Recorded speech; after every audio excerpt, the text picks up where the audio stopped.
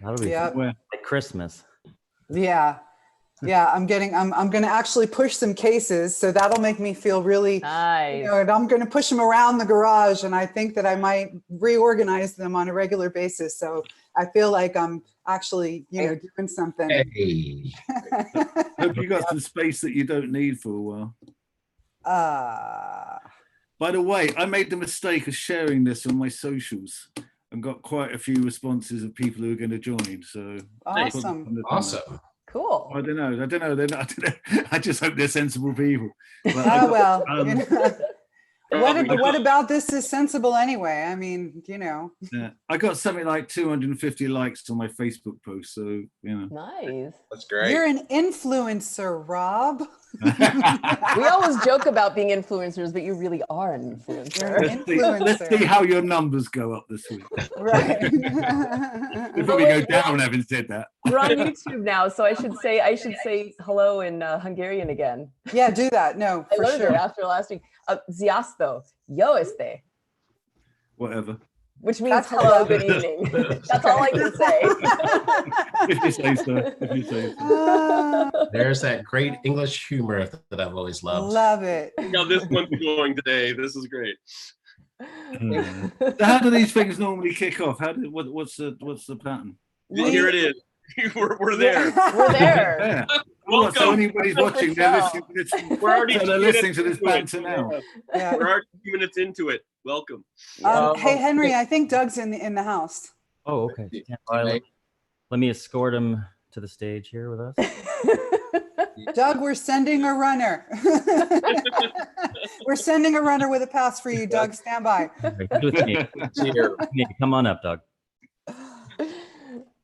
Sorry, He's at the stage left door. He's stuck.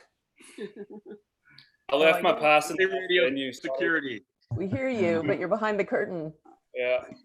You're He's loading. not got his mask on, so security won't let him in. Give 1 second. That's the next thing. The pass won't mean anything. It's the mask that's going to Right. Your credentials will be on your your mask, mask. so you have to keep it on. Please no.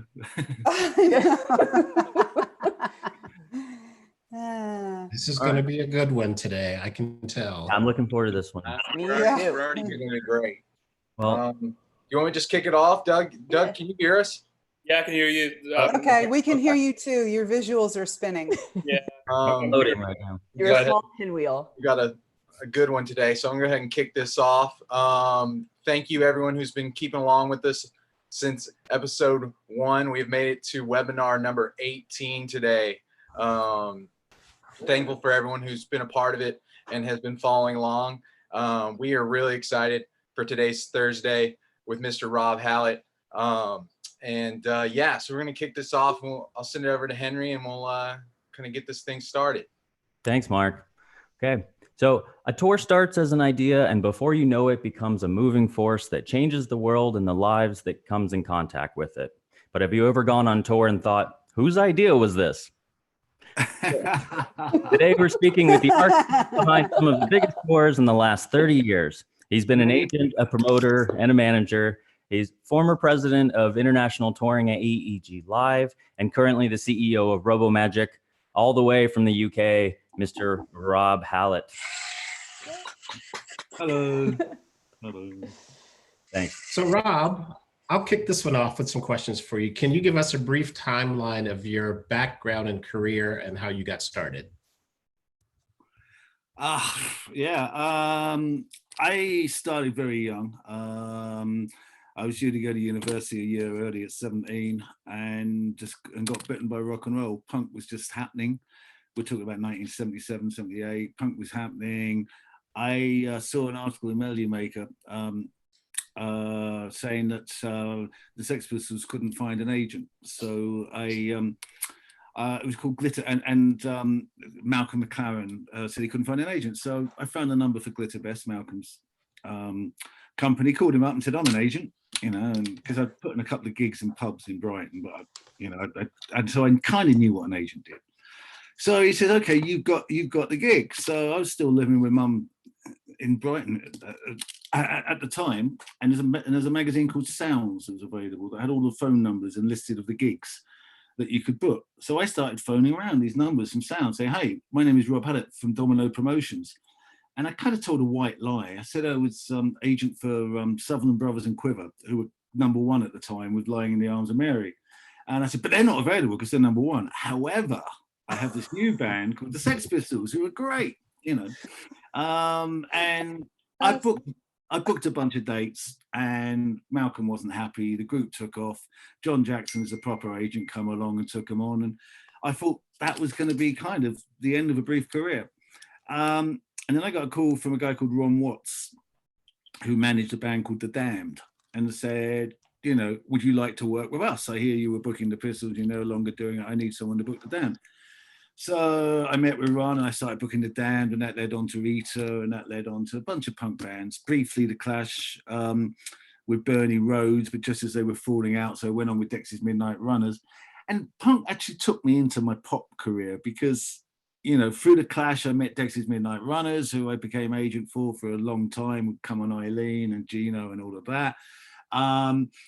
Through Adam and the Ants, who went into the pop world, I met a bunch of other pop acts. And in my punk life, I also was doing a lot of punky reggae parties, which was a big thing in those days. You'd have a punk band and a reggae band playing together. And it'd be a great night, bringing everyone together and blah, blah, blah. So I got heavily into reggae. And then, so I got known as a reggae guy. So UB40 came to me and said, hey, you're the reggae guy. I went, okay. And then they came to me and said, oh, I've got this band that's playing, there's this band that rehearses in the same place as us called Duran Duran. You're going to hate them, but, you know, you should check them out. So, you know, I've still worked with them 40 years later. So a lot of luck. And we thank you, by the way, for not hating them. Hey, Duran. Yes, thank you. How can you not hate Duran? I mean, way to them. go. On behalf of humanity, we thank you for Duran Duran are one of the most humble, nice bunch of guys you've ever met, with a catalogue that is so underrated, it's untrue.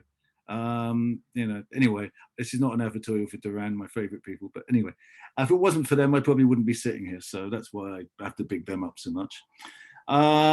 Anyway, so that all led on.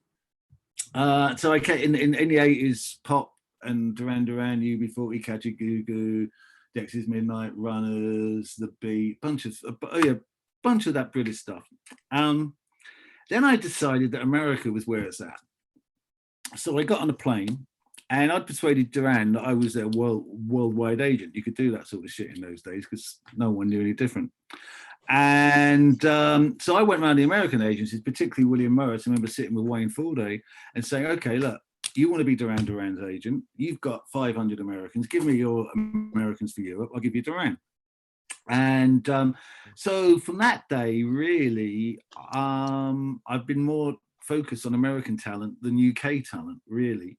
Occasionally I still find some great UK talent, but I set my career up from that point as your guy in Europe. I'll teach you how to come to Europe, because in those days, and it's probably not much different now, with all due respect to my American friends on the call, 70% of Americans didn't have passports. I think it's a similar statistic today.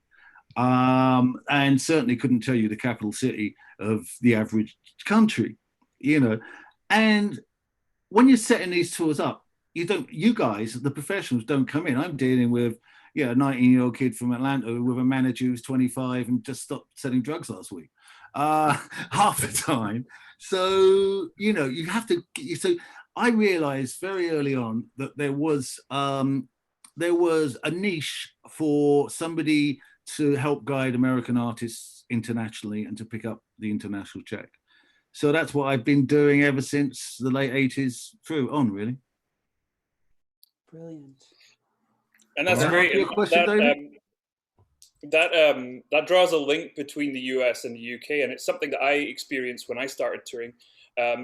You oftentimes, and I'm sure everyone else on the panel and everyone out there can identify with this, there are a lot of British people on the road with American artists because maybe for the first time they might be touring in a van playing to 1,000 people back home, but then they do their first European tour and they go, oh shit, that seems quite daunting. And they hire a tour manager or a front of house from the UK.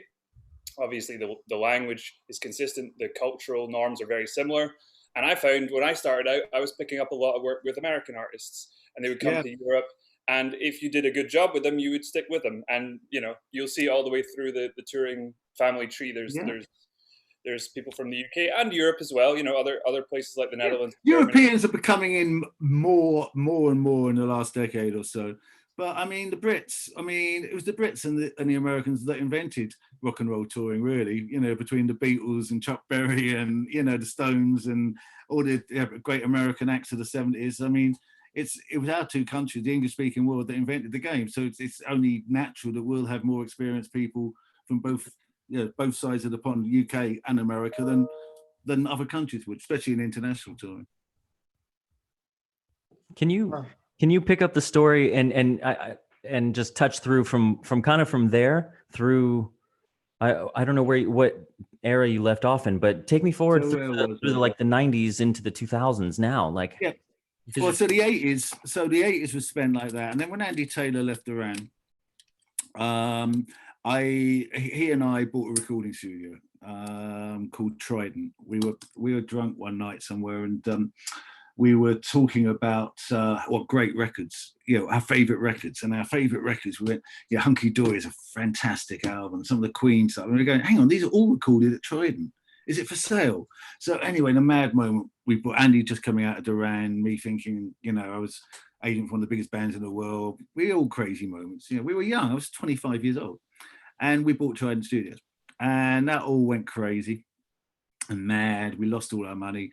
And then Barry Marshall came along and said, what happened to you? In the 80s, you came along as a bit of a whirlwind with Duran, you being blah, blah, blah, the acts I mentioned, and disappeared. What are you doing? I said, nothing. So he said, well, why don't you come and work for me? And I said, because you haven't asked me.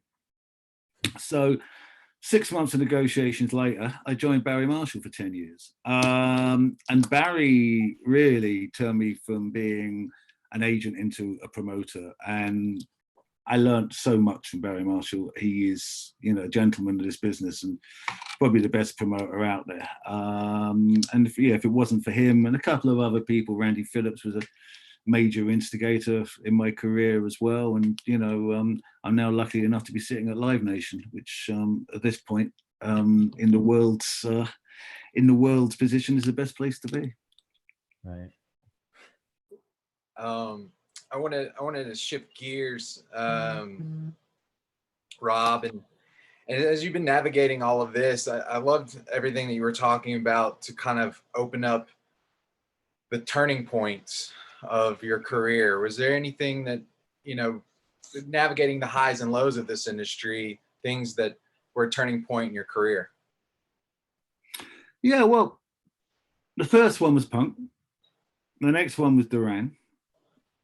Then the next one was Barry Marshall. And, so I joined Barry Marshall because Andy and I had gone off for the best part of a year, starting a record label, running a recording studio, running around like sport little brats that we were. I joined Barry and I didn't have any artists. And the competition that was out there was great. I'd lost everything because I've been away. I've been a fool. So first of all, Barry had a bit of a jazz business going on. So he said, do you like jazz? And I went, yeah, I kind of like jazz. He said, okay, why don't you get into the jazz business? So I started booking tours for Al Jarreau, Marcus Miller. I brought Herbie Hancock in and a bunch of jazz.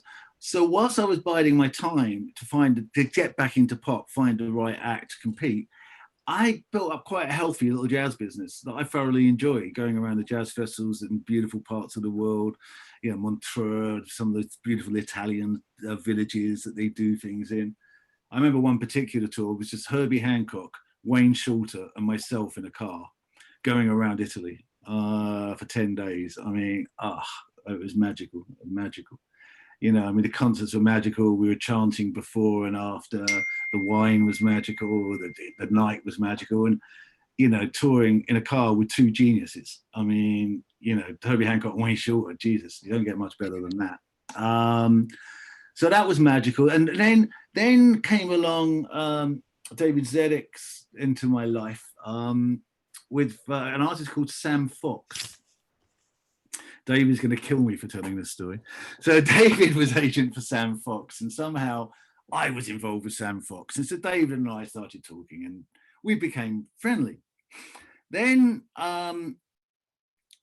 urban music changed dramatically. I was never really into disco and sequins. You know, Sylvester didn't really do it for me. I like the Fatback Band and Cameo and stuff like that, but average urban music was more disco in those days. And then Keith Sweat come along with a song called I Wanna and an album, and changed the whole landscape of black music and changed my life as well, because suddenly I thought, wow, you know, what am I doing? This is great. And I started touring Keith, R. Kelly, Teddy Riley, and it didn't take me long to realize why I hadn't been doing this music before, because they're all fucking lunatics. But I persevered. David and I did a famous R. Kelly tour together. David's the one in red. If your eyesight's as bad as mine, you can't see the names on the screen. And so I really thoroughly enjoyed the 90s, working and finding the newest acts and bringing them over. I mean, everyone from Father MC to Heavy D and the Boys to Mary J. Blige to Blackstreet, Teddy Riley, Guy. I mean, the list was endless. It was a beautiful decade of music, and I met some great people who are friends to this day.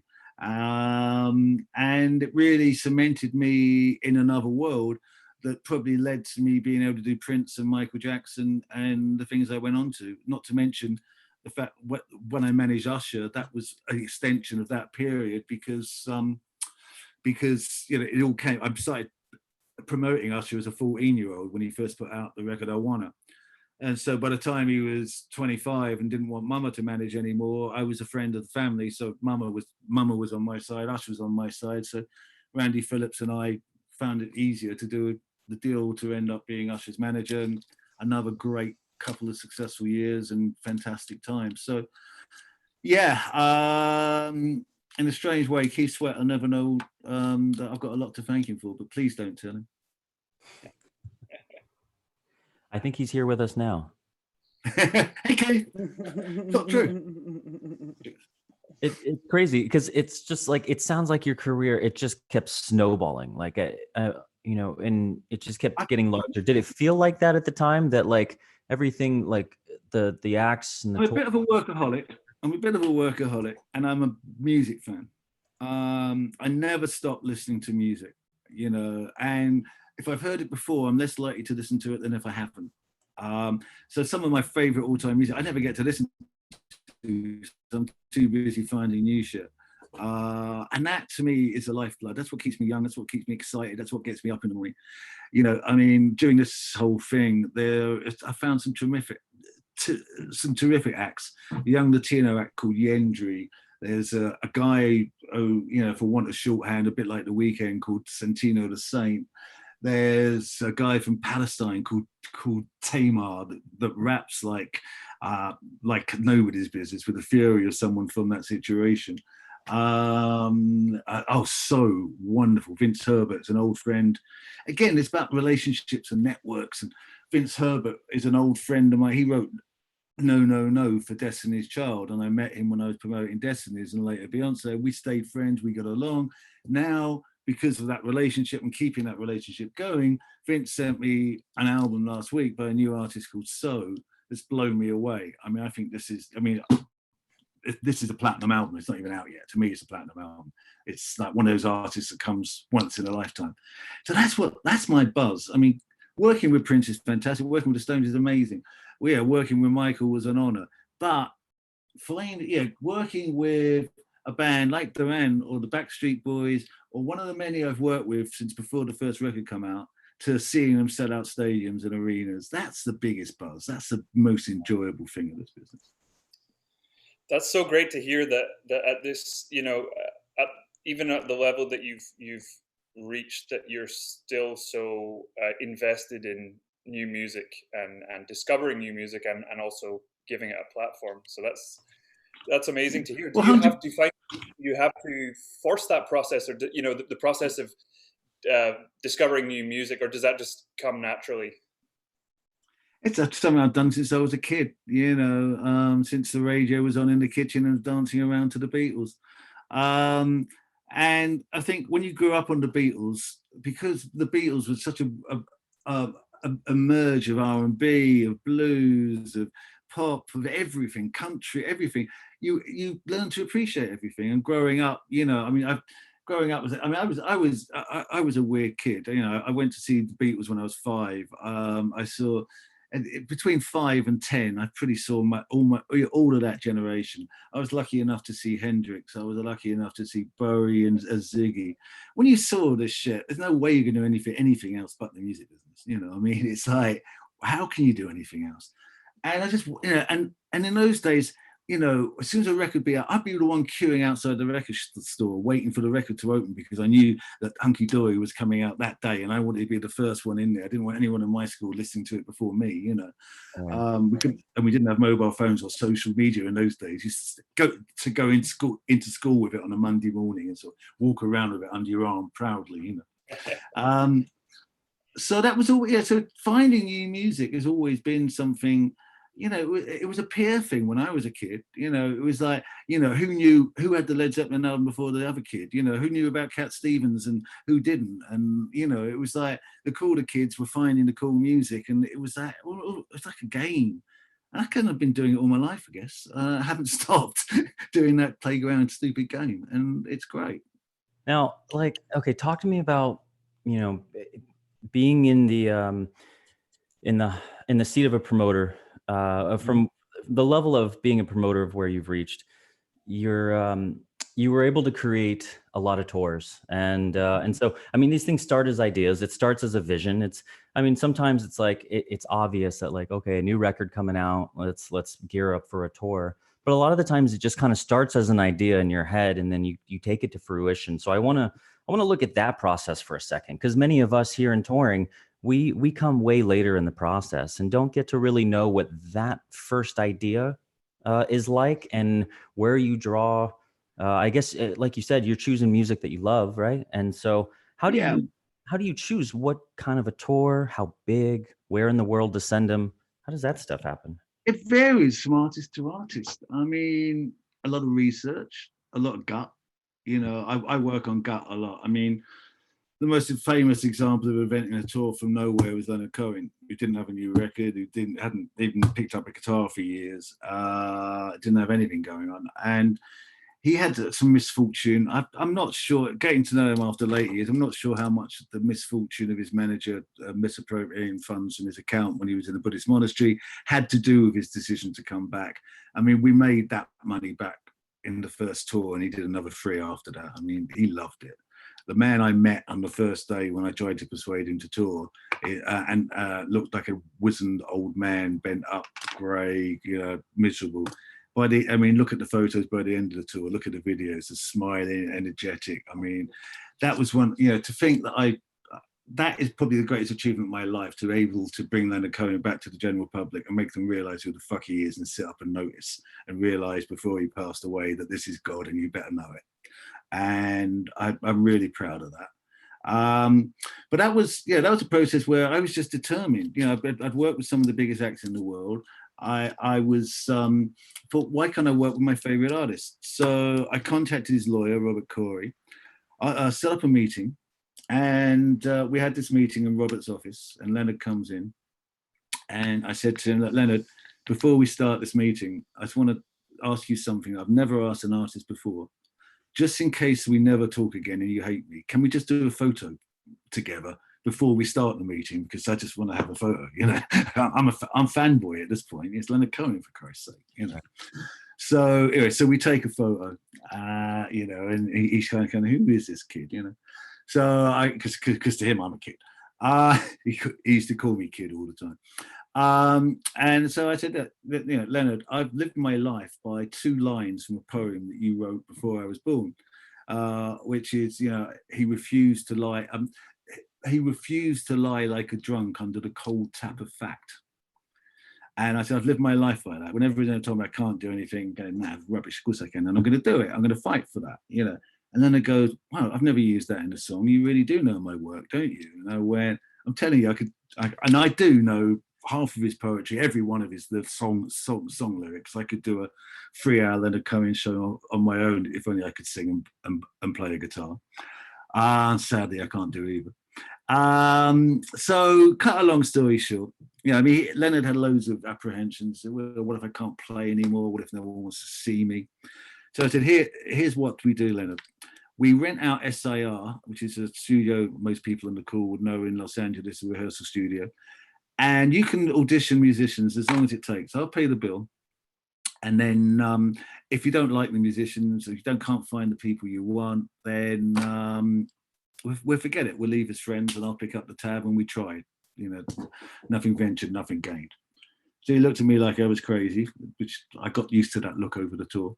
And he said, okay. So about 18 months later and $1 million later, I get a call saying, come on down. So I go down and there's this sofa set up in SIR, the band there, Leonard in his hat and his suit and da-da-da. He always wore that. It wasn't a stage costume. And they proceeded to play a 3-hour set of my favorite Leonard Cohen songs. And I was sitting there like a pig in shit. I was like, what? I said, wow. It was amazing. So I said, great, Leonard, let's go. And he goes, wait. He goes, before we go, I need to make sure it works. I need to make sure people see me. Can you set up a short tour of the Maritimes? And do half a dozen dates in the Maritimes. If they go well, then we'll look at taking it forward.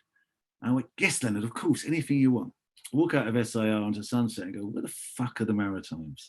I'd never heard of them. I'm a boy from Brighton. What do I know? So I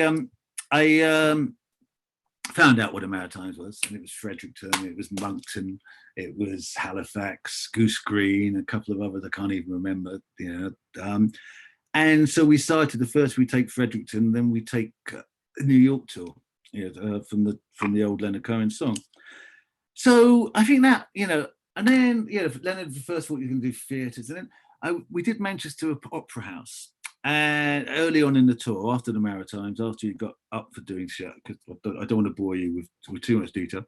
And then we're doing Manchester Opera House. And at the end of the set, he does Closing Time. If anyone knows the song, it's closing time, ladies, da, da, da, ba, ba. So I get up and I'm dancing in the auditorium in my seat, da, da, da, and people around me are going, shh, shh, sit down. I go, what the fuck is this doing? Da, da, da, da, da. So after that, I went straight backstage to Leonard. I said, Leonard, we're never playing a theatre again. This is bullshit. This is the Church of Cohen. People should be celebrating the fact you're here. They should be celebrating your music. It's not reverential, This is, to me, Leonard's one of the greatest comedians that ever walked the face of the earth. If you love his music, you hear the jokes in every song. So anyway, then we moved to the O2, and Leonard looked at me like I was a lunatic again, that famous look. And if anyone's ever seen the Live at the O2 DVD, I love Leonard's little face when he comes out and he sees 16,000 people for the first time in his whole career. Since the Isle of Wight Festival, probably. Indoors, he'd never played to that kind of audience, And his little face is just, if you look at that DVD, you find it on YouTube, just for the opening sequence of Leonard walking on stage, it's worth it. And it's moments like that, to see that pleasure that you're giving to him and the audience, that make all this worthwhile. That's what it's all about. Did you think that your vision for that your vision for that tour and for him was greater than what the artist expected, greater than the artist expected, greater than AEG expected.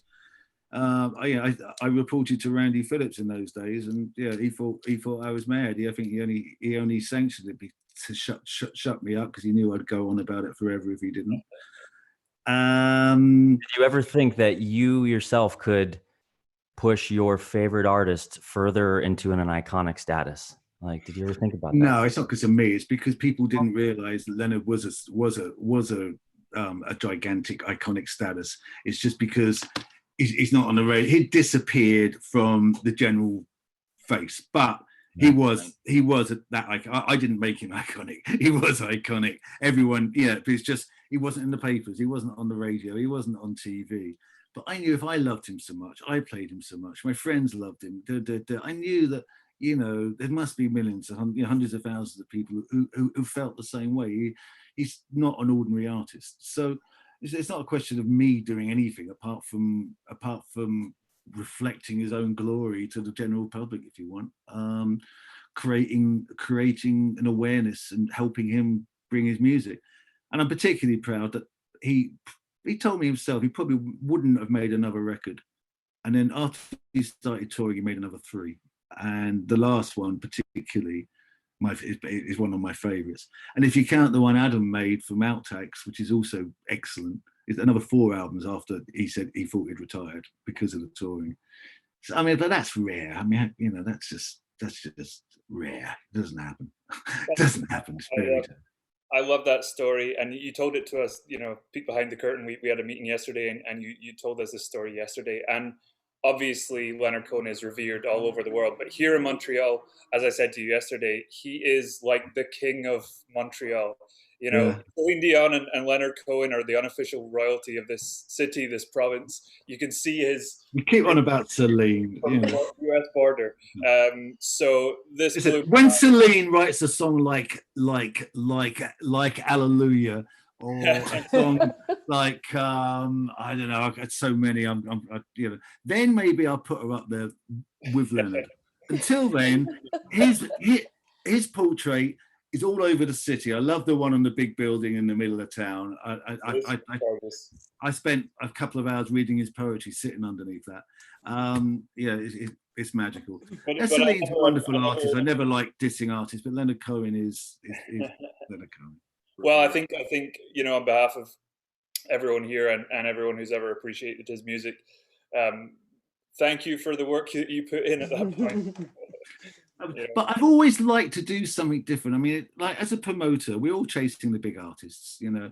Yeah, we've all got our competitors. We all know each other well. We've been chasing the same groups for years and years, and we see each other at conventions. I like to come up with something like makes a point of difference. I came up with an idea a couple of years ago for the O2 with Boy Better Know. I don't know if you know the English. Any English people will know who Boy Better Know is. The Americans probably don't. It's a collective. It's a hip hop collective led by a guy called Skepta, JME. Drake is kind of affiliated. So I came up with this idea because it's hip hop here. Since UK acts started getting involved, it's become a lifestyle more than just the music. It's a whole trend. So I said, okay, why don't we do a festival that interprets that trend? And because a big part of it is fashion, you don't want to do it in the field because these kids aren't going to want to get their $600 sneakers or the cheap ones or the $1,500 sneakers that muddy, you know. So we took over the O2 and we took over the whole site. So the O2 Arena was the main stage. That's where Drake played, Skepta, and the bigger acts. Then for those who've been to the O2, there's the Indigo, which is a 2,000 capacity club. We had that as a second stage where we had a bunch of smaller acts, but still, gets and unreasonable things. Then in the third building beyond Indigo, we had a roller disco because kids were getting into roller disco those times. And a house DJ called Majestic who was popular playing that music, the kids roller discoing. Outside, we had a five-a-side football tournament, and in the quadrant outside the O2, I did a deal with Nike to provide an artificial football pitch and goals, and you could watch, BBK play gigs, or the English rappers rather than shooting each other, playing football with each other, and then you could put a team in and play against your favourite rappers. And then I had a barber shop over in that corner, and I had a chicken shop in that corner, and we had skateboarding in that corner. So we did this whole lifestyle event that started at noon, and then at 8 normal showtime. So I went on across campus all day, and then 8 o'clock showtime, everyone goes in the arena, and you get the big arena show closed by Drake. And that was a very successful sort of. I'm trying to kind of reinvent a 21st century festival. Didn't make much money because it was expensive to put on with all those different areas and all those different elements. But it's something after lockdown, I'm going to continue to work on the concept of the 21st century festival. Because let's face it, most festivals haven't really changed since Woodstock. It's still basically a stage in a field. And with all the advances in technology, AR, VR, you know, there's just so many different things you can do to create a 21st century festival. And I think coming out of this is going to be the perfect time to do it, because we've got a minute to sit back and think. We're not coming out of last year's festival running into next, you know. We're going to be watching you for the ingenuity. We are. We're going to, our eyes are going to be on you, Rob Hallett. I'm trying. There's a couple of things I'm working on now as well, you know, during lockdown, where we can get people back to work. We can get the cash registers open again. I mean, yeah, in this event industry, there's hundreds of thousands of people across the world who haven't earned a penny since lockdown, and are unlikely to until the end of the year, because there's no work. This is an industry fueled by freelancers. So I'm trying to come up with a model where we can employ a bunch of people. I'm hoping the model for August, September will employ, you know, over 1,000, 1,500 people up and down the country from the events industry, with small socially distanced events in open air spaces that are down to government's approvals. But we're very much actively working on that now. And also, you know, unique elements. I don't know about you guys, but if I see one more person's bookcase behind them whilst they're singing, you know, another Dole song, I'm going to puke. So I'm also looking at ways of adding production values to pay-per-view, whereby, you know, you will have to pay for it because it will cost money, because there will be production, there will be sound, there will be lights, there will be something, there will be a show, and you charge a ticket. But on the economy, we're still work in progress, but on economy of scale, you know, there should be a number that's low enough to work for everyone, for the punter and for the industry. So, you know, I'm not sitting back here thinking, oh shit, our business is fucked, you know, because then I may as well just go back to bed and pull the duvet over my head, you know. I'm working on developing new artists who mean nothing today, who will hopefully mean something coming out the other side of lockdown. So an artist like Yendri, who couldn't do a concert before lockdown, had 2,000 views. She's now up to about 200. By the time lockdown's over, between myself and the Live Nation channels and other channels and everything else, hopefully we'll get her north of 1 million, and there'll be an audience so she can play concerts post-lockdown. So yeah, now's the time to be busier than ever and more creative than ever. So Rob, we're going to pivot a little bit. I want to talk a little bit about relationships, like between the promoter and the artist, and between a tour manager and a promoter. Can you give us a little insight? Yeah, it's the tour accountant that we all hate. The TM's fine, David. David's a tour accountant, if anyone didn't know, and a good friend of mine. So I'm only teasing him. Thanks, Rob. And actually, it's a good example. Teasing David, I can, because we've got a good relationship, and it's all about relationships.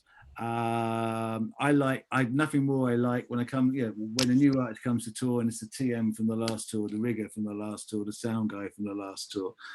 I like to try and build relationships with everyone on the road. Someone on here is going to call me a liar because I didn't talk to them on a tour that they did. But on the whole, I don't think there'd be many. I always try and know everyone on the tour. I view a tour like a gang. You know, it's us against the world. You know, there can be 20 people on the road, 30, 60, well, however many people on the road, but we're coming to that town with one purpose in mind. We're the only 60 people in that town with that one sole purpose in mind: to get in, get the show up, get the crowd in safely, get them entertained, get them out, pack up and move to the next town. And it's that and I think it's so important that everyone knows, works together, knows each other, has a relationship, because over the years it's done me well. Because, when you get a new crew the first time, it takes a minute. There's a kind of some production managers strutting around saying, "Oh, I'm the production manager, who do you think you are?" And there's some promoters strutting around going, "Oh, I'm the promoter, who do you think you are?"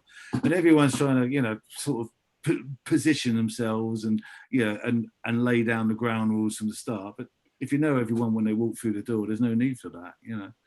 I think it's all about relationships with the artists, with every crew department, whether it be wardrobe, whether it be TM, whether it be accountant, whichever department. It takes everyone to make the show go on the road. I think you learn that more when you get to stadium touring as well, and then you bring that back with you to the smaller touring. Stadiums, if you didn't work as a tight team on a stadium, that would be chaos, it would be hell. It would never happen. And I think the rigidity, the kind of thing that gives you, you bring back to the smaller touring. It's all about relationships. Paul Corzilius, who I work with on 4 or 5 Bon Jovi tours, is the expert at it.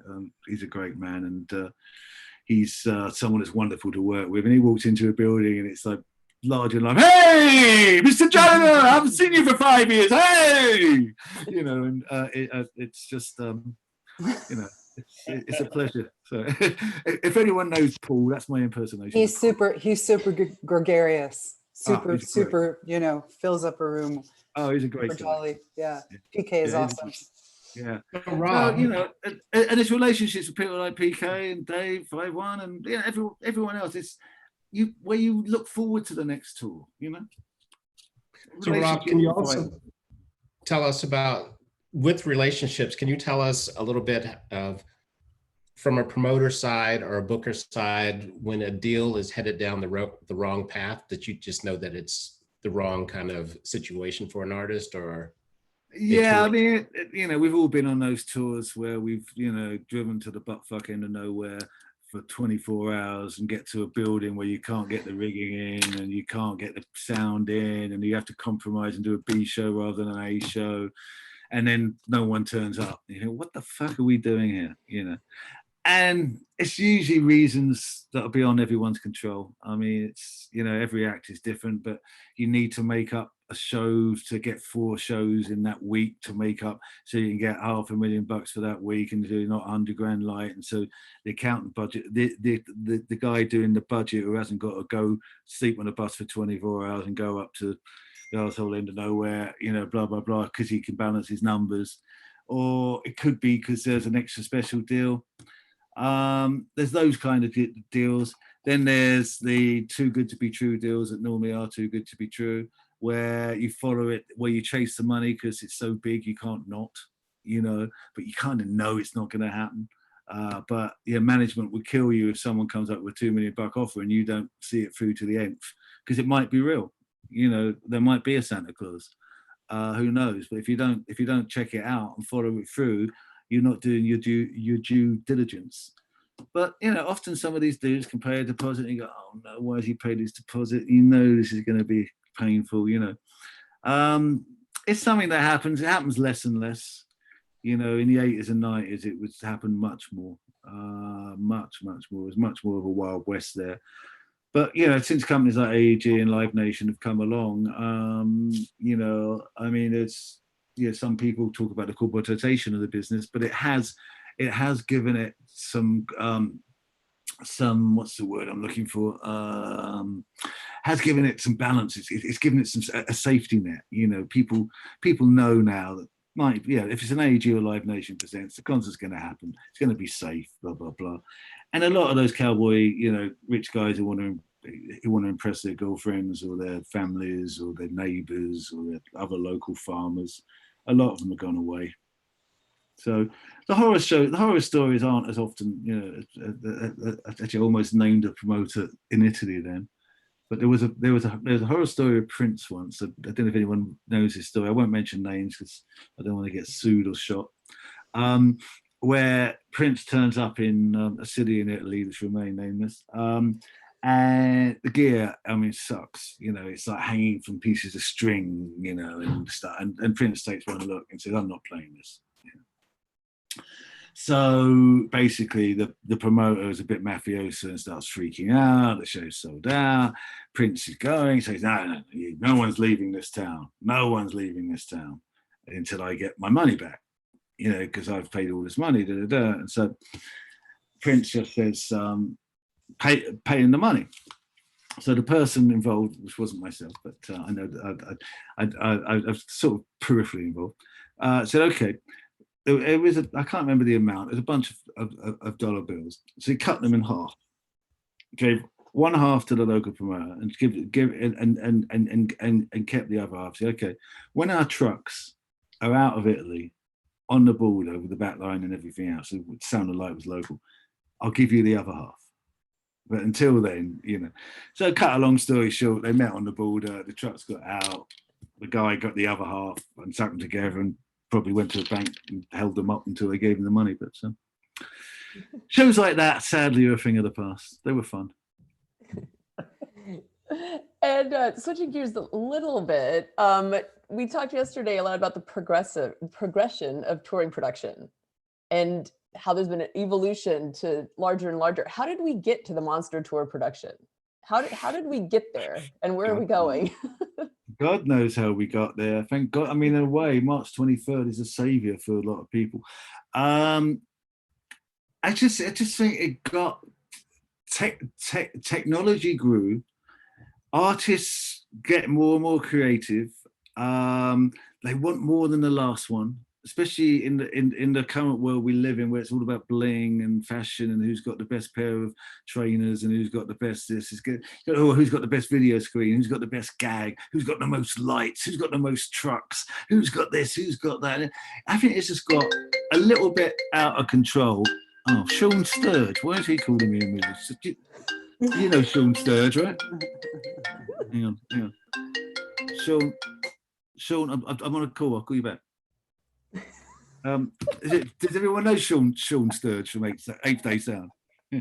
Why he's calling me in? Isn't he a member with you guys? Should be. He should be. He should be. He should be. I'll tell him when I call him back. I'll tell him. Tell him where the hell is he?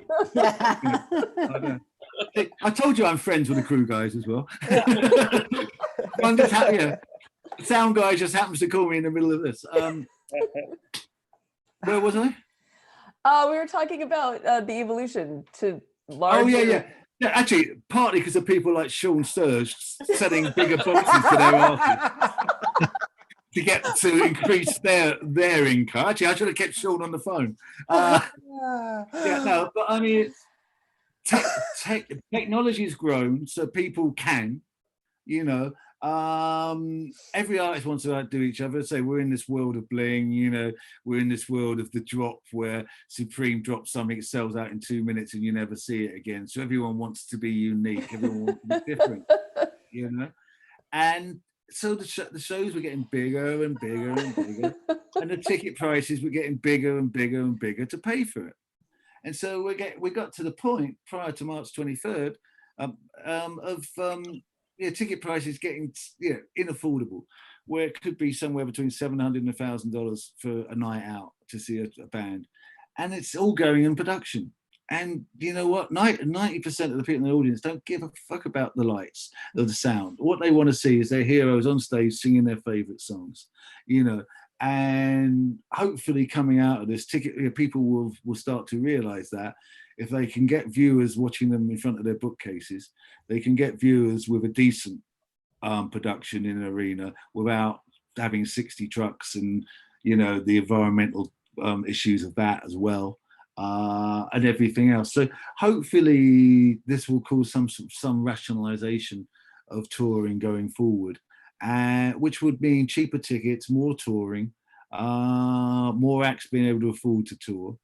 And a better industry. I'm really excited for the future of this industry. I really think we're going to come out of this like the phoenix from the ashes and really be on fire again. And I'm excited. I really am. I think it's going to have a whole new beginning.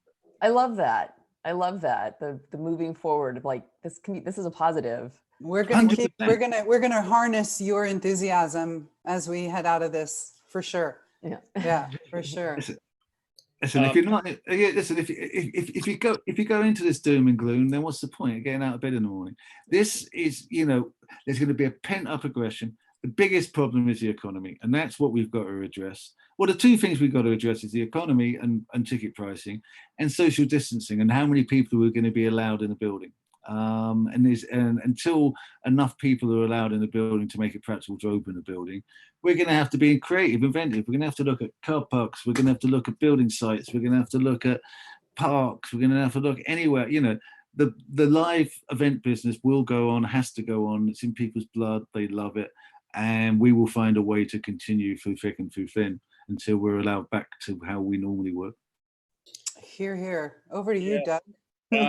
Yeah, I mean, I really love you make it such a great point about the production one-upmanship that exists within our industry. And, you know, speaking as a tour manager in that, there are pressures coming from the artist to like you said, to try and achieve something better than the last, you know, to try and have the most lights, to have the most trucks, to achieve the craziest things. And at a certain stage, it becomes untenable to keep going, like you said, without making concerts unaffordable. And I was having a conversation with somebody the other day, and we discussed almost a leveling of the playing field at the moment. In the current situation, you have artists sitting at home singing into a microphone with no production crutch to lean on. And and there are some artists who benefit greatly from that because their musical talent will shine through, and they don't necessarily need to lean on tens of thousands of dollars worth of video content and lights and whatever else, because they can't right now. They're sitting at home. 100%. But as I said earlier, I do believe that there is a way of turning these home concerts with a bit of production into something, a more compelling view that someone might pay $5 or $10 for. You know, I mean, if we can imagine, if we can do it for $5 and you've got a big name with a global audience, how many, you know, you only need 100,000 people, you've got $500,000 in the bank, and it's not cost anyone anything more than a can of Coke, you know, or beer. So it's a model I'm working on, and hope none Rob, of my competitors I wanted to just to that point. Recently, Jill Scott and Erykah Badu did a DJ. Yeah, that was great, wasn't it? It was 700,000 viewers. Yeah. And I bet To you, your point, yeah, and I bet you if you'd have said it's $5, if you'd have said it's $5, you still would have got 500,000. 100%. You know, so, and if you add a bit of production value and everything else, again, it gets people back to work, because, you know, I'm talking to a band that be nameless, and they're getting their crew back together to do this. They're getting their backline techs to get back together again. So if anyone's part of that band, you probably know who I'm talking about because you've had the call. But we're going to do, we're talking about doing a world tour from one place, which is, I don't want to go too into at the moment, but it's an exciting concept.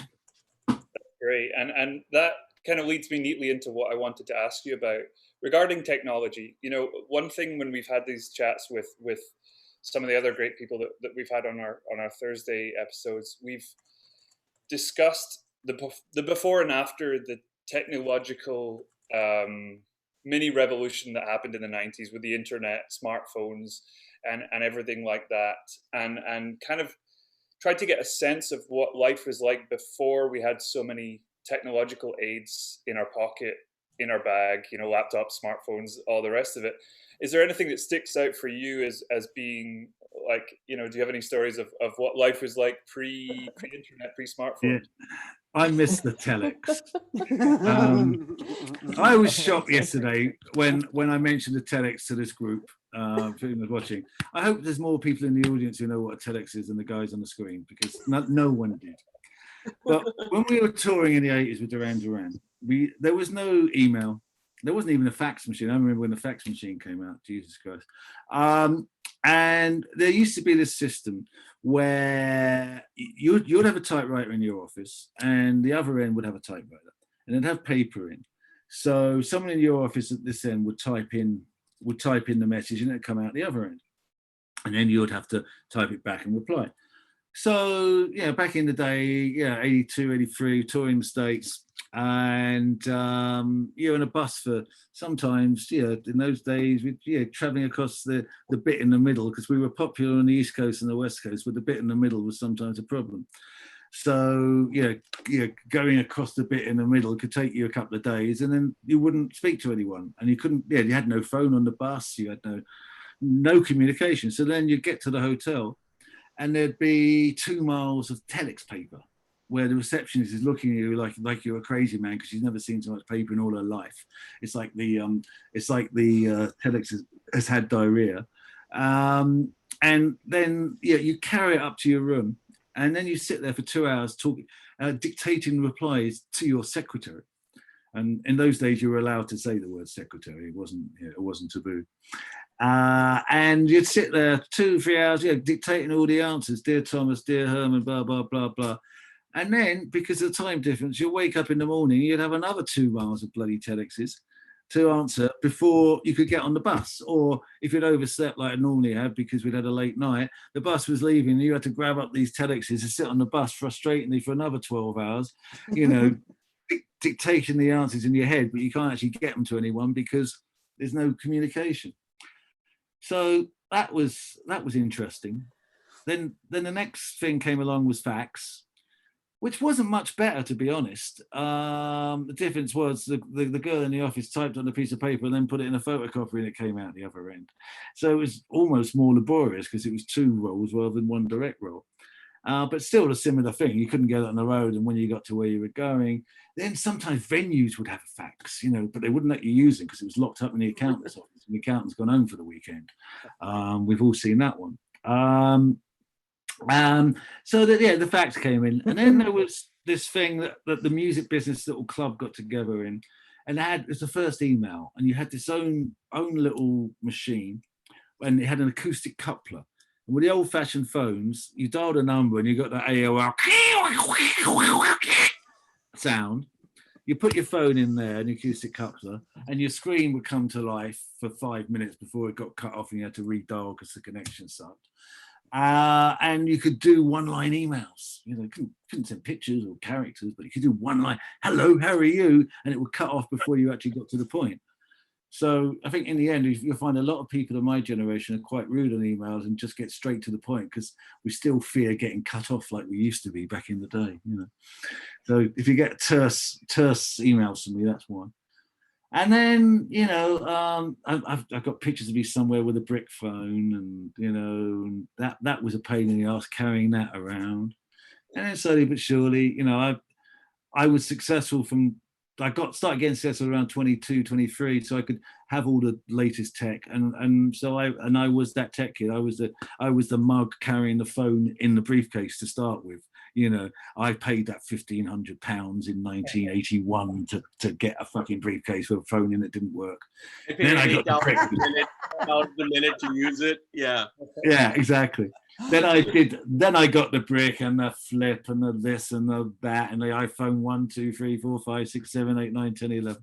And here we are.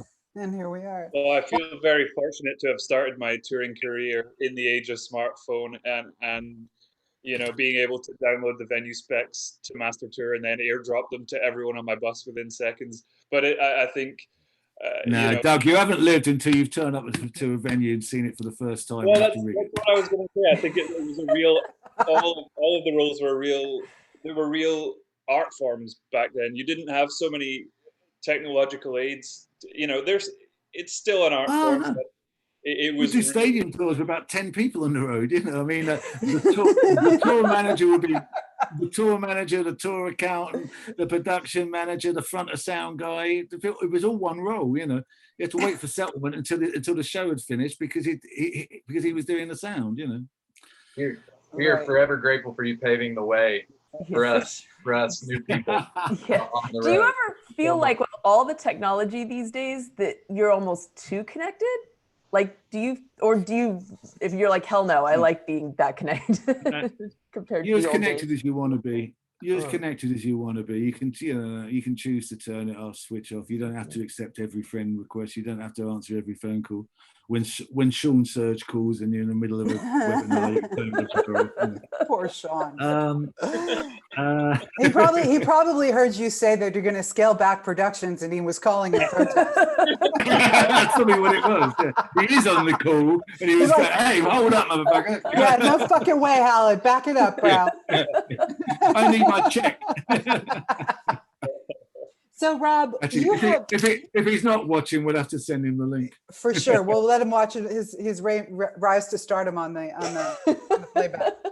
He's a great guy. I've known Sean since he was a kid, since he used to have a Bayesian passport, and he'd come on Destiny's Child and Beyonce tours, and he was the only one I'd have to get a visa for because he was Bayesian, and I had to send my assistant around all the bloody embassies in every country to get his visas because he was the one. But he's so lovely and charming. You couldn't get angry with him.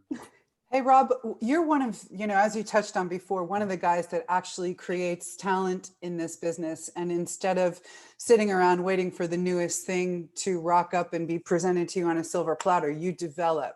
You talked to us yesterday about It's 5 o'clock somewhere and some of the amazing things that you do to develop up and coming talent. So you have relationships. Can you share a little bit about that with us?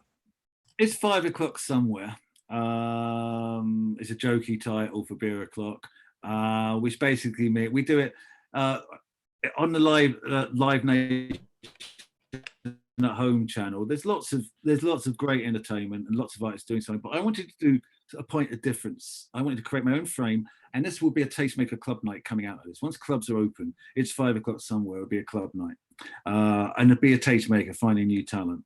So once a week on a Monday at 7 o'clock GMT. That is same time as this started. So I should know 7 o'clock GMT. That's 11 o'clock PST and 5 o'clock EST. My brain's not working. We do it on the live Ellen at Home channel, and it's a showcase for new artists. I've been doing it 3 weeks so far. We've had 3 great artists. And again, it's all part of trying to build up new artists. So coming out the other side, there's a market and there's an interest and people want to see them. So yeah, you should check that out. And I'm doing more things, and there's a couple of artists I'm particularly excited about that I've discovered either just before lockdown and coming through or during, that I'm going to be working with their managements and helping develop. So there is an audience coming out the other side. I call it growing your own food.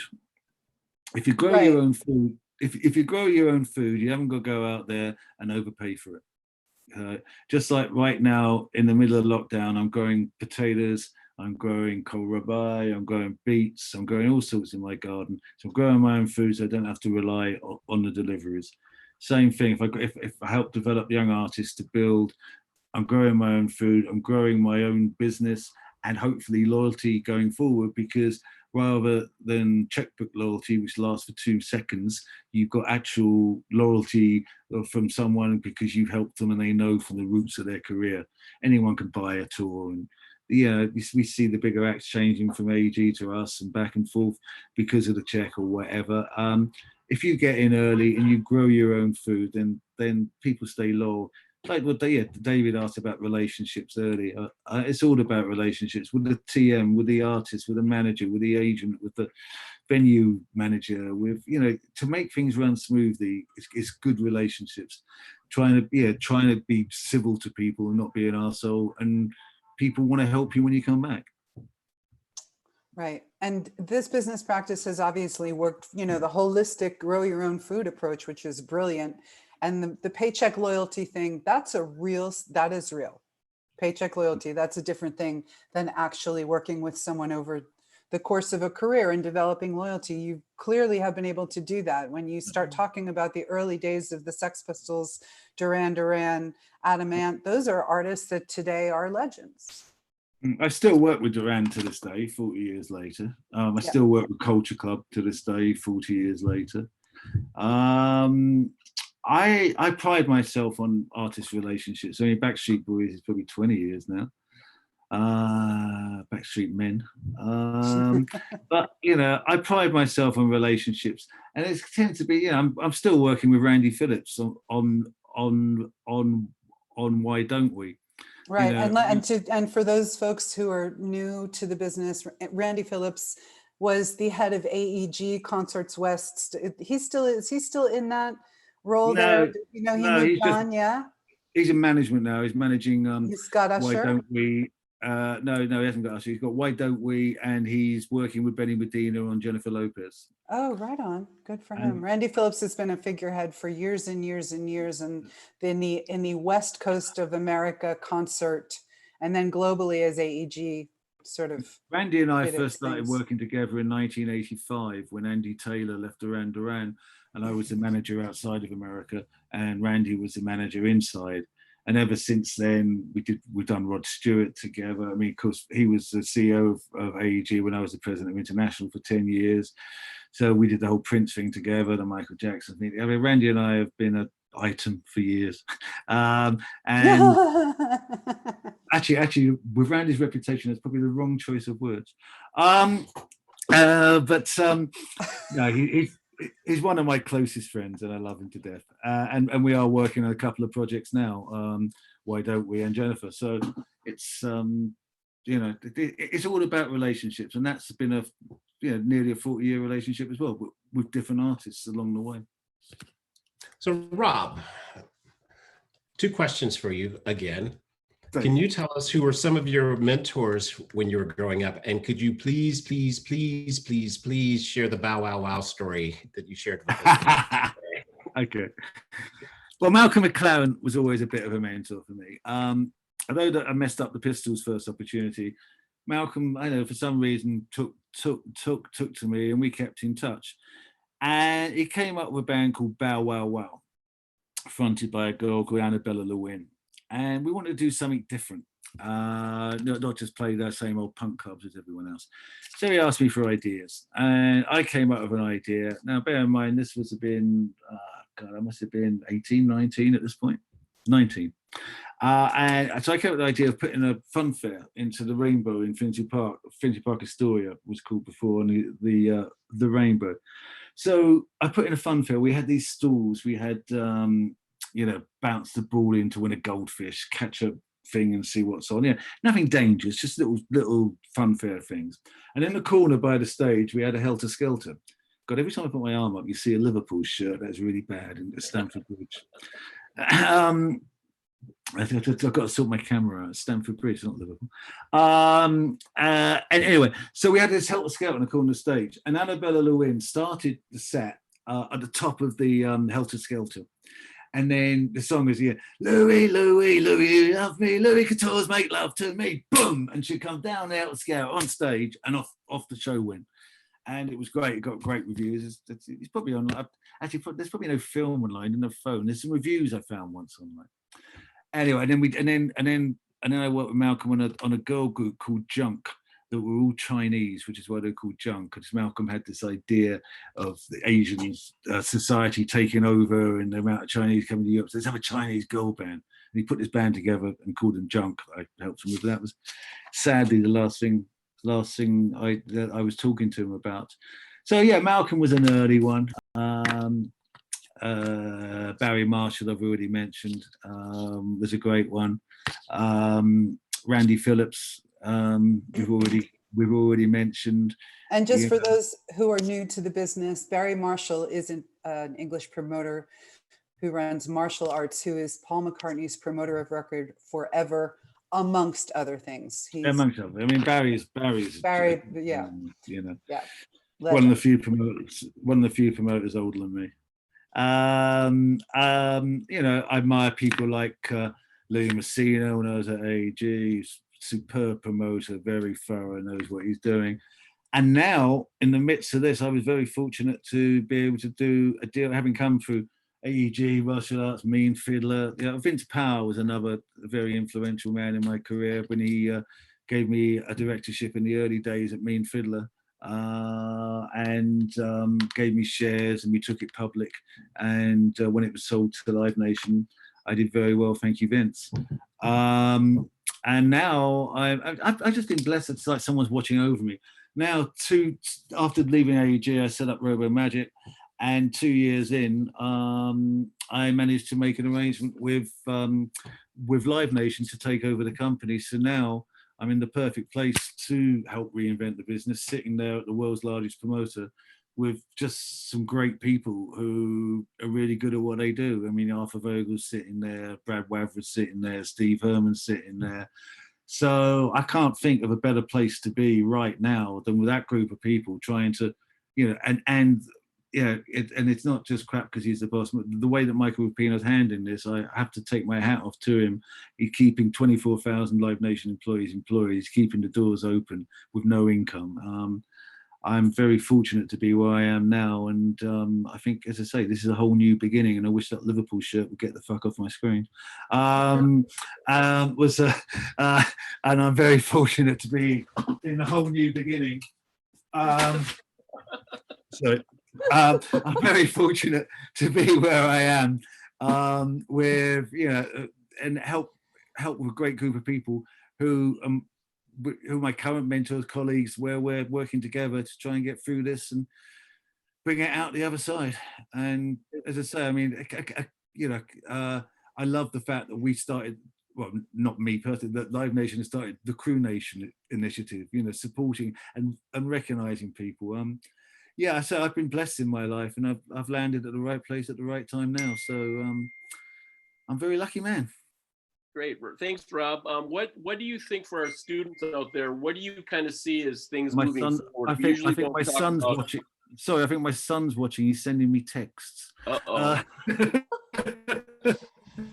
what was the question again? Well, we usually don't talk about the current situation and the future. We focus on the job, but since you have this vision, what do you kind of see as for our students, how the industry is going to go moving forward and their place in it and how things are going to go? I know you touched base on a few things, but what's your further vision on that? Yeah, I mean, I think, you know, any student who's questioning their decision to go into the events business in the light of this, just want to say you made the right decision. It's the best life you could possibly have. It's great. This is temporary. The events business is permanent, and you can have fun. You're going to see the world. You're going to meet some fantastic people. It's going to be wonderful. And there's going to be so many new opportunities because there's going to be new forms of entertainment. 21st century entertainment. I mean, AR, VR hasn't even started yet. Forget all this hologram shit, which is nothing.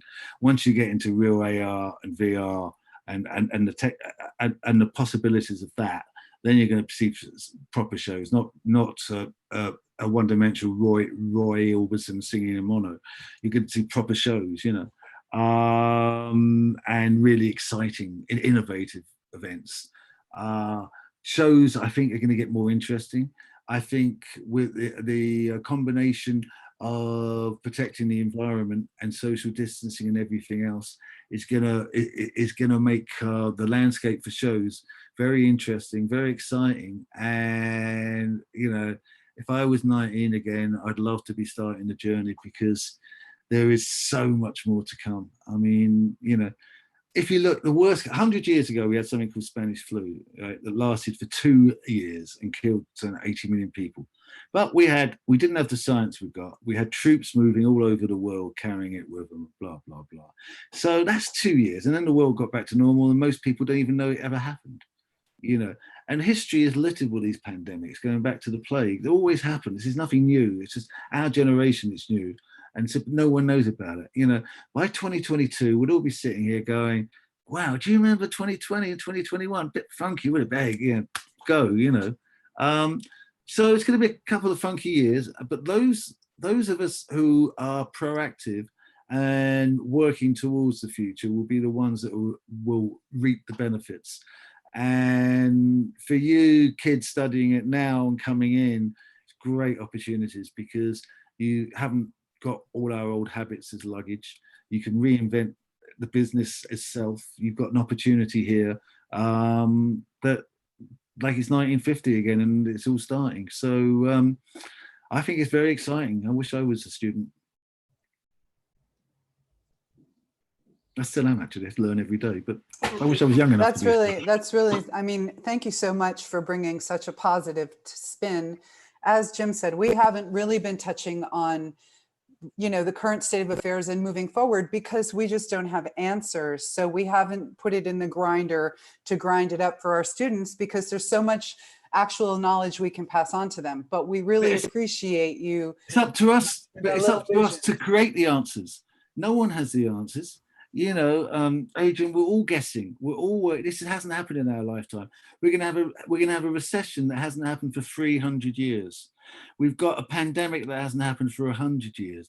No one has the answers, but I bet your students are probably going to come up thinking out of the box with better ideas than most of us veterans because they're fresh and they've got new ideas and they know what they want and they know what they want to see. Just like I did when I was a punk. I knew what I wanted. You know, I had the spiky hair. I was going around spitting on the floor. I knew what I wanted. And, you know, kids nowadays, the tuned on ones, the smart ones, hopefully will be the future of our business. And I'll ask them the questions. I want to know what their thoughts are and how they're going to get us out of this mess because they are the future. If you have any good ideas, put them in the chat. Absolutely. Yeah, I'm yeah. looking for them. I Well- can't promise I won't steal them, but I mean, you know. On that, Rob, is there any advice you would give to aspiring promoters? You know, I know we're on a tour management panel here, but is there, you know, you seem to be somebody who just grasped every chance that came your way or created a chance for you to grasp. Is there any tips and tricks that you've learned along the way that you would pass on to somebody aspiring to do something like what you have? Always follow your taste. Don't believe the hype. Because something has got 20 million views doesn't mean it's good. You know, 20 million flies eat shit. Doesn't make it good. Follow your ears. I've always believed that if I like something, I can make other people like it. I'm a promoter. I'm a marketer. That's what I do. You know, I don't need other people to tell me what to like. I need to. My job is to tell you what to like, or to influence you, not tell you, but influence you. You know, to help find something, introduce you, lead you to a path that you may not have gone to. But whenever I've tried to step out of my comfort zone of stuff I know about, like I got offered A.R. Rahman, and I kind of like A.R. Rahman, but you know, a fantastic artist, yeah, huge genius, but not really anything I've ever done. But you know, I was arrogant enough to think, I can do A.R. Rahman, I can do him. Of course I can do him. And, you know, whilst the show was spectacular, a wonderful human being, a wonderful artist, I failed miserably because I didn't really know that market. And I saw an opportunity that wasn't really there because I didn't really know the market, and I was stupid enough to, you know, hype myself into thinking I could. So stay in your lane. I know that my lane seems to be quite wide between hip hop, pop and stuff, but I kind of stay in my lane. You know, you won't really find me at too many heavy metal shows. You won't find me at too many Journey shows for sure. You know, I kind of have a lane. I broaden it, you know, but my lane's R&B, hip hop, pop, basically. Bon Jovi is an anomaly because I just love them as human beings, and they're a big pop band. They're not heavy metal, they're rock, and they're just great people. Work with people you like, care about the people that you work with, because then they'll care about you. If you don't care about them, they won't care about you. You know, make sure there's a beer in the dressing room. You know, make sure there's some sandwich, something on a small level. You know, and try and work on a straight percentage if you can. Important point. Yeah.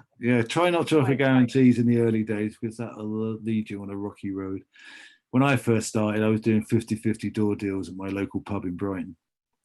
So with the local bands, you know, it was just a local band. I go around to the local bands, I see them playing in other pubs, and I said, and I'd already persuaded this pub called the Alhambra, the landlord, to give me his pub for nothing on a door split. So then I went to the groups and did another door split with them.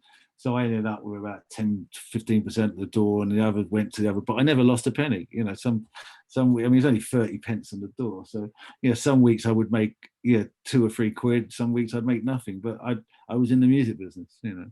Rob, did you tour Michael Jackson? No, I didn't tour Michael. I was involved with the 50 shows in London. God, I'm missing what it was called. This is it. This is it. Thank you. God, how can I forget that? I worked on the build. Oh, right. So, yeah, I sold the tickets. The greatest show. Listen, those tickets by themselves, you should actually speak about the actual tickets. So we wanted to, I mean, it's quite honest. So I wanted to come up with an idea. Yeah, this was special. This was Michael, you know. I don't care what they say about him. He's Michael Jackson. He's the king of pop. And we called it the greatest show no one would ever see, because it was, I mean, the day that he passed away, we had received the actual crystal, Swarovski crystal props. We had been working with prototypes, and we'd put them up, put it all up and lit it. And we're waiting for him to come to work and see it. Yeah, I bet it was beautiful. It was I beautiful. remember seeing the drawings, but anyway, so the ticket. So we wanted to do something special and something different. So came up with the idea of a ventricular ticket. So in fact, have I got any here? No, I think it's upstairs. But basically, it's a ticket. When we had 5 sets of tickets because there was 5 sets of 10 shows. And when you hold a ticket up and you move it, Michael dances. There was one of him dressed as a smooth criminal in white. There's another one with the Thriller suit on. And when you move the ticket, yeah, Michael dances. So I had this genius idea, as I do sometimes, of like to mess up the secondary ticketing market. I was particularly at war with Viagogo at the time, who are not very nice people. And sue me if you want, Eric Baker. You're not a nice man. You're a crook. We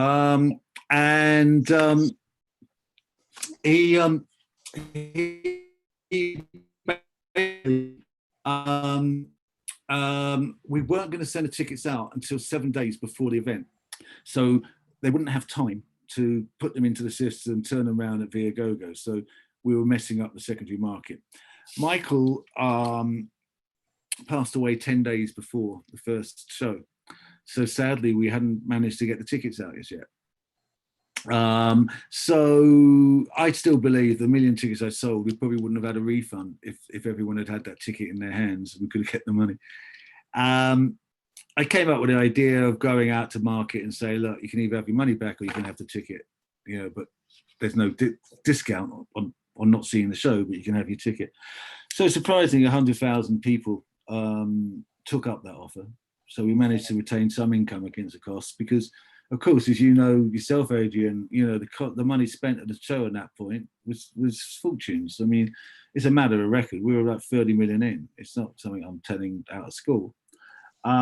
So luckily, with the money, the tickets, the money that was retained from the souvenir tickets, coupled with the Sony Movies deal for This Is It, that tour actually made money, believe it or not, sadly. But it was an honor and a privilege to meet Michael. It was an honor and a privilege to see the way he works, to see his mind work. Incredible. I've been so lucky, and that and the Prince experience, 21 nights of Prince in London, having Prince living in my city. But sorry? I'd love to hear a story about the 21 nights, because even just the thought of how you came up with 21, how it was Prince. It was Prince. It was Prince. It was all Prince. It's all about numerology. Prince had this dream or something that he could do 21 nights in London. So we sat with him and I said, look, P, I'm sure you can do 21 nights in London, but they probably won't all be at the O2. And he goes, yes, they will. And I went, look, okay, let's put 7 up, all right? Because he likes 7. Yeah, watch the 7s and see them fall. My bad singing again. And so he said, so let's put 7 up. So we put 7 up, and I don't know. He said, let's put 7 up. So, okay. No, I said, let's put 7 up. So I'm getting confused. I said, let's put 7 up and see how he goes. Okay, but we're going to do 21. And I said, P, I love you and you're the world's greatest artist, but no one could do 21 nights in a 16,000 seater in one town. It's just never been done. He said, I can do it. I can do it. So I said, okay, look, here's the deal. I'll do 21 nights in London, but the last 7 might be in the Jazz Cafe. If anyone knows, the Jazz Cafe is a 450 capacity club. So I said, you can do your 21 nights in London. I'll guarantee you that. So you can say everywhere, Prince played 21 nights in London, but the last ones were maybe a club, mate, whatever. So he agreed to this with a sly grin on his face saying, it'll be at the O2, And sure enough, the 7 went, yeah. Oh, but what we did, so we came out, how the hell am I going to sell all these tickets to Prince?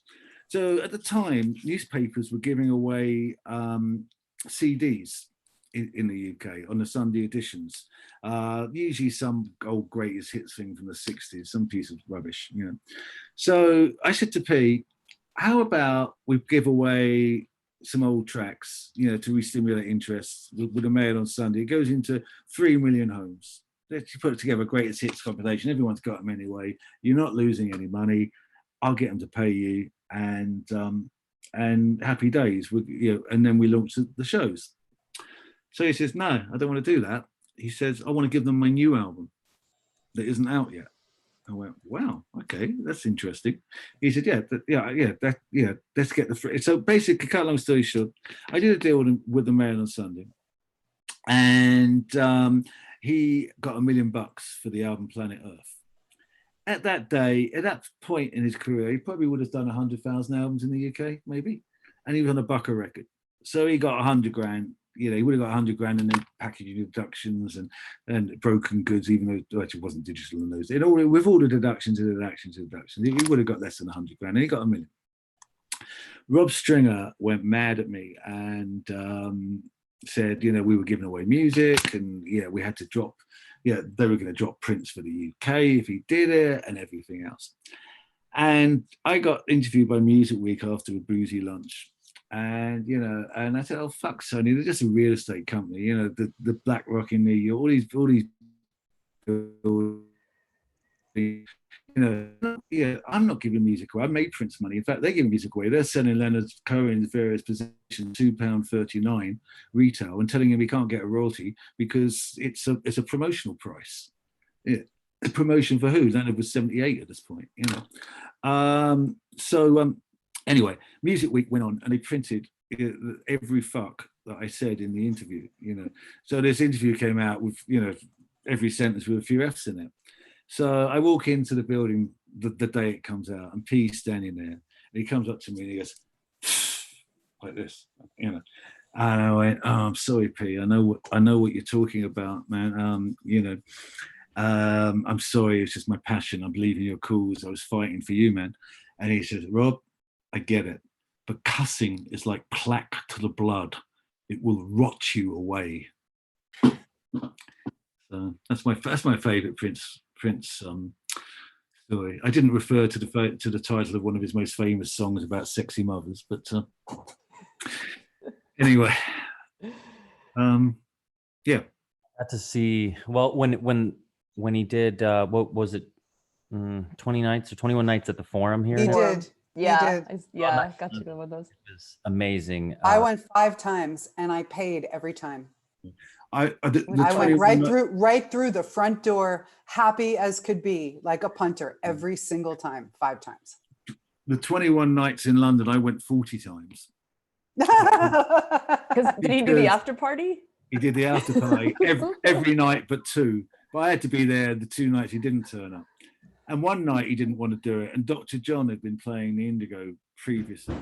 So Prince said, no, I'm not going to do the after stuff. Prince, I've sold it out. No, I'm not doing it. It's sold out. Everyone's bought tickets, And because we knew what he's like, we didn't actually advertise Prince would ever be there. We just insinuated it was the Prince after party. So I went running over from the venue to the Indigo, and Dr. John had just come off, and he was sitting in his dressing room. And I said to the TM, can you introduce me? I kind of knew him a bit. I'd promoted him in the past. So can you take me in? I said, John, you got to help me. I've got 2,000 people coming in here in 15 minutes, and Prince was going to do a set, and he won't do it. Will you play for Prince's crowd? He goes, how much?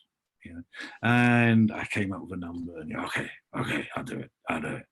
So anyway, then Prince set's finished, the crowd all come in, and the DJ goes, ladies and gentlemen, Dr. John, and there's this kind of murmur in the audience. The people who love him were kind of excited, and the people who are Prince freaks were going, who, what, where? Who's this old man? Then Prince comes and visibly stands on the side of the stage watching the show, standing there, and then he calls for his guitar to his roadie, and the roadie comes out with the guitar. He picks up the guitar and he sits there and he's sort of fiddling with his fingers, not plugged in. Then suddenly he hands back the guitar to his roadie, spins on his little heels and walks out the building. And we don't see him again until the next day. Dr. John's going, huh? What? Anyway, it was funny. I guess you had to have been there. So it wasn't a very good story, but I guess you had to have been there. But yeah, there was many nights with P. Very special man, very special talent. Rob, I have a completely self-indulgent question here, so forgive me. But one of my early touring memories was doing a show with an artist that I was with. Did an album launch at the Screen on the Green cinema in Islington, I think it is.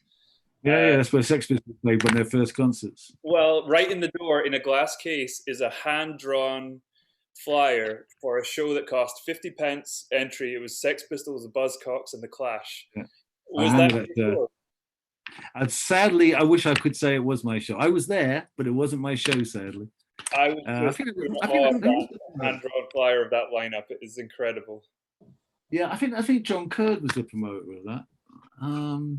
I remember the show well. I was there, but sadly, I wish I could say it was mine. It was legendary, but nah. Even I'm not that old to have been able to put on a show at that. So I was a fan. That's amazing. Hey, Henry, can you share how I'm trying to share some of that stuff that 5-1 just put in our, we have some photos to that came from I think someone on this panel that you may have worked with on that P show at the O2. Who could it be? Who was on the P show? Yeah. Was it you? Was it you? Was Adrian? Was it the guy in the red in the David, David, was you on that? Mm-hmm. Was you? Mm-hmm. David, was you on that, Princeton? Can you share one I of those? wasn't Prince never knew he was there. I'm Was you on sure. that? I don't think we had a tour account on that tour. We had several production managers and sounding. It changed on a weekly basis. Yeah. I think Chris Reynolds ended up being production at the end of the day, I think. But look Who at was some of it? the Who was it? photos. If Henry could share them, they might jog your memory a little bit. Come on, where's this photo? Come on, Henry. No, well, hang on a second. David, do you have it pulled up? I need to. Oh, I do, if you want to. You got him? Yep. Come on. Do you want me to share it? Kidding me. Yeah. Okay, hang on. Here we go. Here is the standby. Oh, I'm not able to do it, Henry. It says that it's disabled. Turned on. David or the picture? Hold on, let me see. Oh. Well, There you yeah. go. I remember that stage. Well. Who was on that tour then? Let's see, the seats in the middle bit. We used to sell those at a premium. One of the things was the average ticket price was $31.21 because that was the name of his album, and the song $31.21 talks about where the party's at. $31.21, blah blah blah. So these little booths we sold for a lot of money. The average ticket all around was $31.21. So I had to do this. All these seats here were $31.21, but these seats here we got up to like £600-700, and you get waitress service in those seats. And waitresses would come around and give you drinks, and you could order during the show. So it was because it was like nearly a 3-hour show, so you had your perfect thing. And Rob, do you remember how bringing him out to the stage? Yes, I remember very well. Was you on that tour, Dave? I'm not saying anything, but do you remember? Yeah, so we used to, so because he was quite a diminutive human being, we used to put him in a flight case. And just before showtime, he used to be wheeled out, I think generally by Chris, production manager, would wheeled him out from, just see that entrance there, where my thing is. He'd come wheeled out of there, along there, and there was an entrance under stage. He'd go under there, and then he'd get out of his flight case onto a toaster, and then for the first song, pop up and playing some magical piece on the guitar. Like Eric Clapton famously said, when a journalist said to Eric Clapton, "What's it like being the greatest guitarist in the world?" He said, "I don't know, ask Prince." Can I relay you a quick funny story about rolling him out to the stage? Was you there? I'm going to just tell you the story. So, Michael Encino. Rob, who was the tour manager on that tour? Do you remember? There was Trevor Allen was Prince's main guy. Chris Reynolds production. What's his name from Lars? Lars was doing sound. I don't remember a tour manager per se. So the story is, one of the stories. So obfuscate. So one night, someone was different was going to roll Prince out to the stage, and apparently he had said something that kind of pissed Prince off. And then Prince said, after this show, you're out of here. So the guy took offense of that. And like 5 minutes before Prince was supposed to get into the road case, the guy turned around and farted in the case and closed the lid.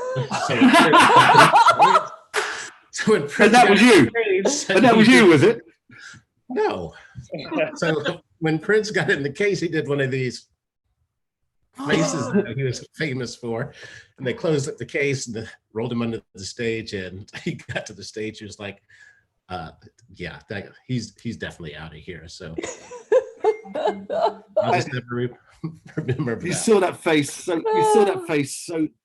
so often, you never quite knew what it was for, I used to get phone calls at 4 o'clock in the morning saying, "Hey Rob, meet me at such and such a club," usually China White or something in Hedges, not Benton Hedges, they're cigarettes.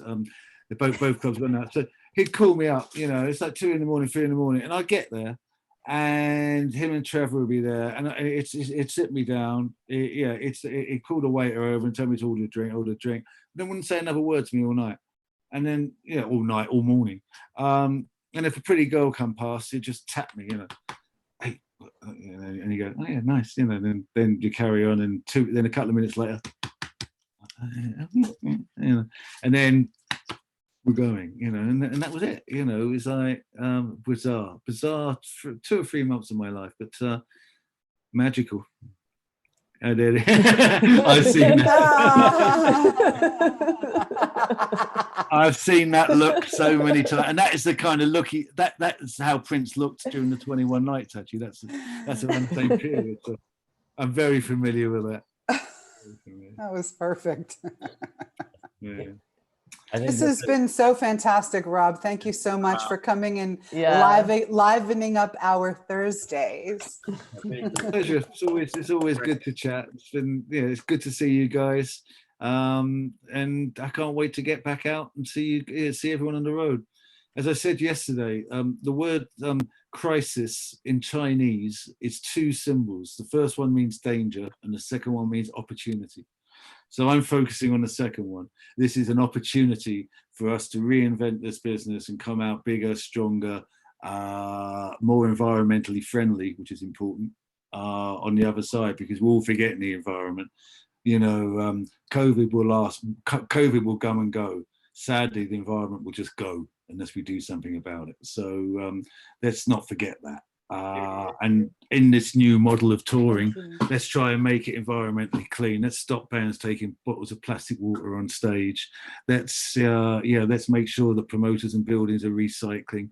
Let's make sure caterers aren't giving us plastic forks to eat our meals, and if they are, let's have the balls to stand up and say something about it. On the last stadium tour I was on, and the first night I went to catering and I went, right, I don't want to see bottled water anymore. Get the water in boxes. It's ready, available in every country now. I don't want to see plastic cutlery anymore. I don't want to see plastic cups. I don't want to see styrofoam cups. People were still doing it. It amazes me in this day and age. And that was the last big tour they did. It amazes me that I have to go around and do that in this day and age. It's amazing to me that people are not taking that upon themselves to do it as citizens of the planet.